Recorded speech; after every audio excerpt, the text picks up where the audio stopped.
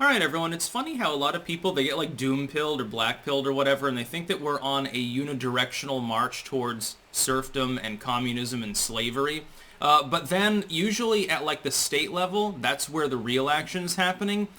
And there's a huge counter tide to the federalization, the cringe fringe sort of bullshit that we see from the Democrats primarily, although not completely. We're seeing plenty of Republicans engaging in it too. Under the Bush administration, it was mainly the Republicans trying to fuck things up and make them tyrannical. A lot of you have forgotten about that and are playing partisan politics at the moment, which is unfortunate. But Iowa just got constitutional carry, and it's been spreading for a number of years. I remember there was a morph, a GIF image that I saw.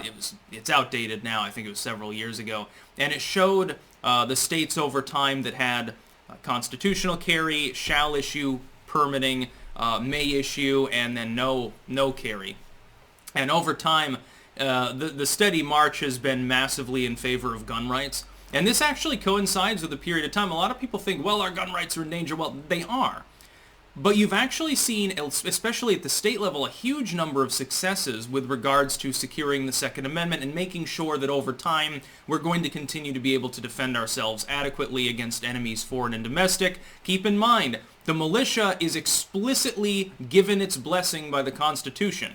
The militia is the population at large over the age of 18, physically and mentally capable of mustering arms. That's why it's okay to disarm violent felons, because they would have been considered criminal lunatics back in the 1700s. Therefore, the mental part's not there. If you're under 18, you're not part of the militia because you can't be called up. I mean, if you did have a draft, you wouldn't be drafting 12-year-olds. So they haven't taken the voter's oath.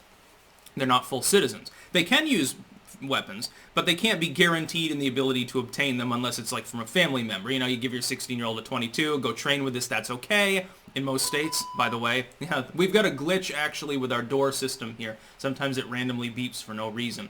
But the Second Amendment has actually been, since roughly the mid-2000s, expanded multiple times. In the interpretation, of course, I think even the existence of any gun control is unconstitutional. We could see a golden day someday in the future when this is acknowledged as the truth. And that is the truth, in my opinion. My humble opinion, well reasoned as it may be based on the historical backdrop of the late 1700s, the Federalist Papers and so forth. Well, we had Heller versus D.C. We had McDonald versus Chicago. And then we have things like this where states have passed things like constitutional carry. They've switched to shall issue permitting, which, I mean, I believe in constitutional carry. By the way, the state of Vermont has always had it because our state constitution, ironically enough, is more expansive than the Second Amendment, arguably, on guns. Somehow still, we've got Bloomberg-style gun control with regards to magazines and stuff, but I don't think it'll hold up in front of SCOTUS, and I think it's just a matter of time before that occurs. The next big challenge really has to do with things peripheral to firearms themselves. That is not the gun. Not the AR-15, which isn't going to get banned anyway. Trust me, fucking stop worrying about it. It's too popular, there's too many of them. It's really about accessories to weapons, so it isn't the AR-15 that needs to be protected. It explicitly is. Some courts, though, have interpreted it as, well, the magazine's not a gun, therefore it's not explicitly protected by the Second Amendment, so we can limit it to a five-round magazine, because, 10 rounds is high capacity. I'm sure that they will begin arguing that in the future, as there are still mass shootings involving people who didn't use high-capacity magazines at all.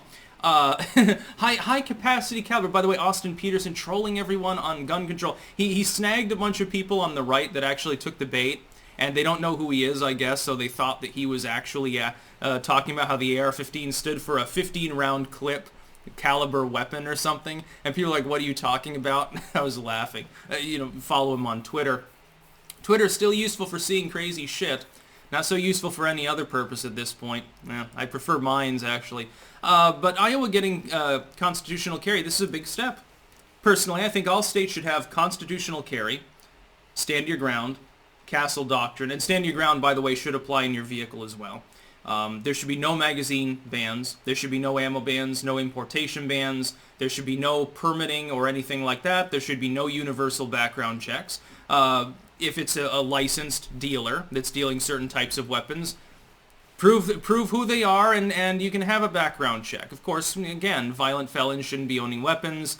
Not that they're not going to obtain them anyway, but you can make it a little bit harder in the legal sense. Potentially pick them up for attempting to obtain a weapon illegally. That can be helpful sometimes. Other than that, there really shouldn't be gun control. Yes, I should be able to mail order a Tommy gun after a background check. Yeah, absolutely. Fully automatic. What are you going to do? I mean, mass shooters are gonna shoot people anyway.